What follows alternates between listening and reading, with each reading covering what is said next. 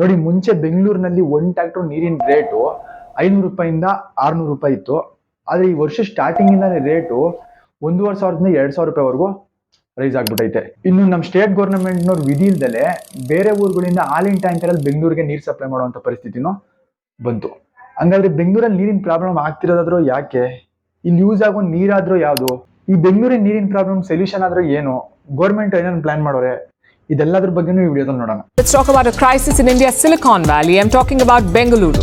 Karnataka government has decided to take over water tankers following complaints of overcharging. Sir, ಇವಾಗ ಟ್ಯಾಂಕರ್ನ ಕರೆದ್ರೂ 1,500 ಕೇಳ್ತಾರೆ sir ಒಂದು tanker. ಅದನ್ನು ಬರ್ತಾ ಇಲ್ಲ ಇವಾಗ. ನೋಡಿ, ಬೆಂಗಳೂರಲ್ಲಿ ಯೂಸ್ ಆಗೋ 60% ನೀರು ಕಾವೇರಿ ನದಿ ನೀರು. ಕೊಡಗಿನಲ್ಲಿ ಹುಟ್ಟೋ ಕಾವೇರಿ ನದಿ ನೀರು ಕಾಡು ಬೆಟ್ಟ ಇವೆಲ್ಲ ದಾಟ್ಕೊಂಡು ಬಂದ್ ಸೇರೋದು ಶ್ರೀರಂಗಪಟ್ಟಣಕ್ಕೆ. ಶ್ರೀರಂಗಪಟ್ಟಣಕ್ಕೆ ಬಂದ್ ಸೇರೋ ಅಷ್ಟರಲ್ಲಿ ಕಾವೇರಿ ನದಿ ನೀರಿನ ಸೈಜು ಜಾಸ್ತಿ ಆಗಿರ್ತದೆ. ಯಾಕಂದ್ರೆ ದಾರಿ ಮಧ್ಯದಲ್ಲಿ ಮಳೆ ನೀರು, ಹೇಮಾವತಿ ನದಿ ನೀರು ಮತ್ತೆ ಅರಂಗಿ ನದಿ ನೀರು ಇವೆಲ್ಲ ನೀರು ಕಾವೇರಿ ನದಿ ನೀರ್ ಜೊತೆ ಸೇರೋದ್ರಿಂದ ಶ್ರೀರಂಗಪಟ್ಟಣಕ್ಕೆ ಬರೋ ಅಷ್ಟರಲ್ಲಿ ಕಾವೇರಿ ನೀರಿನ ಸೈಜು ಜಾಸ್ತಿ ಆಗಿರ್ತದೆ. ಶ್ರೀರಂಗಪಟ್ಟಣದಿಂದ ನೆಕ್ಸ್ಟ್ ಕಾವೇರಿ ನದಿ ಟ್ರಾವೆಲ್ ಮಾಡೋದು ಮೈಸೂರಿಗೆ. ಮೈಸೂರಲ್ಲಿ KRS ಡ್ಯಾಮ್ ಸಹಾಯದಿಂದ ಎಷ್ಟು ಬೇಕೋ ಅಷ್ಟು ನೀರನ್ನ ಸ್ಟೋರ್ ಮಾಡ್ಕೋತಾರೆ. ಉಳಿದಿದ್ದ ನೀರನ್ನ ತಮಿಳ್ನಾಡಿಗೆ ಬಿಟ್ಬಿಡ್ತಾರೆ. ನೆಕ್ಸ್ಟ್ ತಮಿಳ್ನಾಡಿಂದ ಬೇ ಆಫ್ ಬೆಂಗಾಲ್ ಸಮುದ್ರಕ್ಕೆ ಕಾವೇರಿ ನದಿ ಹೋಗಿ ಸೇರ್ತದೆ. ಇನ್ನು KRS ಡ್ಯಾಮ್ ನಲ್ಲಿ ಸೇವ್ ಆಗಿರೋ ನೀರ್ನ ಒಟ್ಟು 66,355 ಕನೆಕ್ಷನ್ಗಳ ಮೂಲಕ ಬೆಂಗಳೂರಿಗೆ ಸಪ್ಲೈ ಮಾಡ್ತಾರೆ. ಸೊ 60% ಬೆಂಗಳೂರಿನಲ್ಲಿ ಯೂಸ್ ಆಗುವಂತ ನೀರು ಕಾವೇರಿ ನೀರು. ಹಂಗಾದ್ರೆ ಇನ್ನು ಉಳಿದಿದ್ದ 40% ನೀರು ಯಾವುದು? ಈ 40% ನೀರು ಬಂದು ಬೆಂಗಳೂರಿನಲ್ಲೇ ಇರುವಂತ ಗ್ರೌಂಡ್ ವಾಟರ್ಗಳು, ಅಂದ್ರೆ ಬೋರ್ವೆಲ್ಗಳಾಗಿರ್ಬೋದು, ಚಿಕ್ಕ ಚಿಕ್ಕ ಕೆರೆಗಳಾಗಿರ್ಬೋದು, ಎಕ್ಸೆಟ್ರಾ. ಒಟ್ಟಿನಲ್ಲಿ 60% ನೀರು ಕಾವೇರಿ ನದಿ ನೀರು, 40% ನೀರು ಬೆಂಗಳೂರಲ್ಲೇ ಇರುವಂತ ಗ್ರೌಂಡ್ ವಾಟರ್ಗಳು. ಇವಾಗ ಟಾಪಿಕ್ ಬರೋಣ. ಅಷ್ಟಕ್ಕೂ ಬೆಂಗಳೂರಿನಲ್ಲಿ ನೀರಿನ ಪ್ರಾಬ್ಲಮ್ ಆಗ್ತಿರೋದಾದ್ರೆ ಯಾಕೆ? ಏನಿದಕ್ಕೆ ಕಾರಣ? ನೋಡಿ, ಇದಕ್ಕೆ 2 ಕಾರಣ ಐತೆ. ಒಂದೊಂದಾಗೆ ನೋಡ್ತಾ ಹೋಗೋಣ. ನಾರ್ಮಲ್ ಆಗಿ ಕರ್ನಾಟಕದಲ್ಲಿ ಪ್ರತಿ ವರ್ಷ 1233 mm ನಷ್ಟು ಮಳೆ ಆಗ್ಬೇಕು. ಸ್ಟಾರ್ಟಿಂಗ್ 3 ತಿಂಗಳು ಅಂದ್ರೆ ಜನವರಿ, ಫೆಬ್ರವರಿ, ಮಾರ್ಚ್ ನಲ್ಲಿ 14 mm ನಷ್ಟು ಮಳೆ ಆಗ್ಬೇಕು. ಈ ಅಂದ್ರೆ ಮಿಲಿಮೀಟರ್ ಅಂತ. 1000 ಮಿಲಿಮೀಟರ್ ಸೇರಿದ್ರೆ 1 ಮೀಟರ್. ಎಕ್ಸಾಂಪಲ್, ಯಾವ್ದಾದ್ರು ಒಂದ್ ಜಾಗದಲ್ಲಿ 10 mm ನಷ್ಟು ಮಳೆ ಆಗೈತೆ ಅಂದ್ರೆ ಇದ್ರ ಅರ್ಥ ಅಲ್ಲಿ ಬಿದ್ದಿದ್ ಮಳೆ ನೀರು ಬೇರೆ ಕಡೆ ಕೊಚ್ಕೊಂಡು ಹೋಗ್ದಲೇ ಇದ್ರೆ, ಅಥವಾ ಅಲ್ಲಿ ಬಿದ್ದಿದ್ ಮಳೆ ನೀರು ಭೂಮಿಲಿ ಸಿಂಕ್ ಆಗ್ದಲೇ ಇದ್ರೆ ಆ ಜಾಗದಲ್ಲಿ 10 ಮಿಲಿಮೀಟರ್ ಹೈಟ್ ನಷ್ಟು ನೀರು ನಿಂತ್ಕೊಳ್ಳೋದು ಅಂತ ಅರ್ಥ. 10 ಮಿಲಿಮೀಟರ್ ಅಂದ್ರೆ ಭೂಮಿಯಿಂದ ಇಷ್ಟು ಹೈಟ್ಗೆ ನೀರು ನಿಂತ್ಕೊಳ್ಳೋದು ಅಂತ ಅರ್ಥ. ಸ್ಟಾರ್ಟಿಂಗ್ 3 ತಿಂಗಳು ಕರ್ನಾಟಕದಲ್ಲಿ 14 mm ನಷ್ಟು ಮಳೆ ಆಗ್ಬೇಕಾಗಿತ್ತು. ಆದ್ರೆ ಈ ವರ್ಷ ಆಗಿದ್ದೆ ಬರೀ 9 mm ನಷ್ಟು ಮಳೆ. ಈ ಕಾರಣದಿಂದ ಕಾವೇರಿ ನದಿ ನೀರಿನ ಮಟ್ಟ ಕೂಡ ಕಮ್ಮಿ ಆಗಿತ್ತು. ಸೊ ಬೆಂಗಳೂರು ಕಾವೇರಿ ನದಿಯಿಂದ ಈ ವರ್ಷ ಕಮ್ಮಿ ನೀರು ಸಪ್ಲೈ ಆಯಿತು. ಈ ಮಳೆ ಕಮ್ಮಿ ಆಗಿದ್ದು ಒಂದ್ ಕಾರಣ ಆದ್ರೆ, ಬೆಂಗಳೂರಿನ ನೀರಿನ ಪ್ರಾಬ್ಲಮ್ ಇನ್ನ ಒಂದ್ ಕಾರಣ. ರೀಸೆಂಟ್ ಒಂದು 50 ವರ್ಷದಿಂದ ಬೆಂಗಳೂರು ಫಾಸ್ಟ್ ಆಗಿ ಇಂಪ್ರೂವ್ ಆಯ್ತಿರೋದು. ಇದನ್ನ ರ್ಯಾಪಿಡ್ ಅರ್ಬನೈಸೇಷನ್ ಅಂತಾರೆ. ನೋಡಿ, ಒಂದು 50 ವರ್ಷದ ಮುಂಚೆ 1970ರಲ್ಲಿ ಬೆಂಗಳೂರಿನಲ್ಲಿ ಒಟ್ಟು 280 ಕೆರೆಗಳಿದ್ದು. ಆದ್ರೆ ಇವಾಗ ಇರೋದು ಬರೀ 105 ಕೆರೆಗಳು.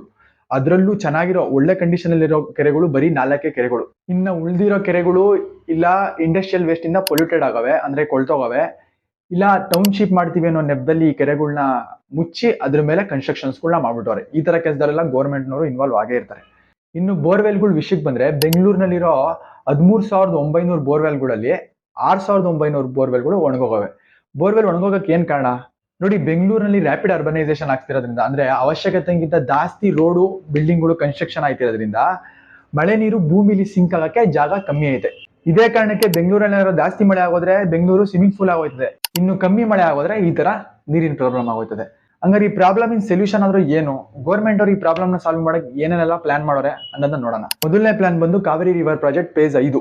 ನೋಡಿ, ಫೇಸ್ 1ರಲ್ಲಿ ಕನೆಕ್ಷನ್ಗಳ ಮುಖಾಂತರ ಕಾವೇರಿ ನದಿ ನೀರ್ನ ಬೆಂಗಳೂರಿಗೆ ಸಪ್ಲೈ ಮಾಡೋದನ್ನ ಶುರು ಮಾಡಿದ್ರು.